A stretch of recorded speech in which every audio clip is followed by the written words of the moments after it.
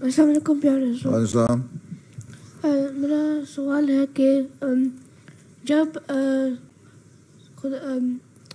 خلیفہ فوت ہو جاتا ہے تو نئے خلیفہ کو کیسے چوز کرتے ہیں؟ کیسے چوز کرتے ہیں؟ خلیفہ کو چوز کرنے کے لیے ایک کمیٹی ہوتی ہے جس میں جو جماعت کے مختلف ملکوں کے بعض امراء جو ہوتے ہیں نا، امیر، وہ شامل ہوتے ہیں. پھر جو سینٹرل باڈی ہوتی ہے جماعت کے عہدیدار، ان میں سے ایک کمیٹی بنی ہوئی ہے بہت ساری. پھر بعض مشنری ہوتے ہیں.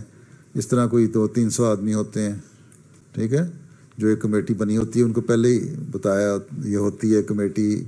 جو مربیان میں سے پہلے جب حضرت مسلم موعود کے زمانے میں تھا تو اس جو حضرت مسیح موعود علیہ السلام کے صحابی تھے وہ بھی اس میں شامل ہوتے تھے.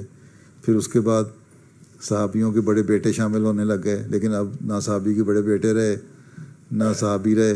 تو اب مبلغین ہوتے ہیں، مختلف ملکوں کے امیر ہوتے ہیں.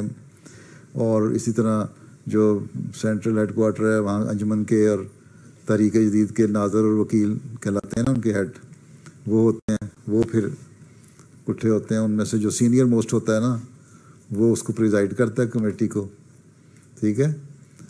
پہلے بند کر لیتے ہیں کہ سارے دروازے جہاں الیکشن ہونا ہوتا ہے وہ پریزائڈ کرتا ہے جو سینئر موسٹ ہوتا ہے. پھر وہ بعض دوسرے جو ہیں نام پیش کرتے ہیں، پھر اس پہ ووٹنگ ہوتی ہے. پھر اللہ تعالیٰ ان کے دلوں میں ڈالتا ہے. اب یہاں جو الیکشن ہوا تھا خلیفہ رابعہ کی وفات کے بعد مسجد فضل میں ہوا تھا، تو کمرے میں بند کر کے بیٹھ گئے تھے سارے، ٹھیک ہے، مسجد بند کر کے مسجد فضل میں.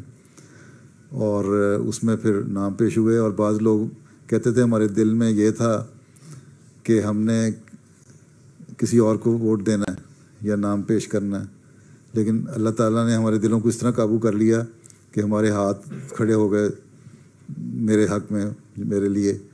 تو اللہ تعالیٰ پھر کیونکہ اللہ تعالیٰ کی خاطر ہو رہا ہوتا ہے، پھر اللہ تعالیٰ گو ہاتھ کھڑے ہو کے الیکشن ہوتا ہے، لیکن اللہ تعالیٰ اس میں اپنی قدرت دکھاتا ہے اور زبردستی لوگوں کو جس کو خلیفہ بنانا ہوتا ہے اس کے لیے ووٹ دلوا دیتا ہے، ٹھیک ہے.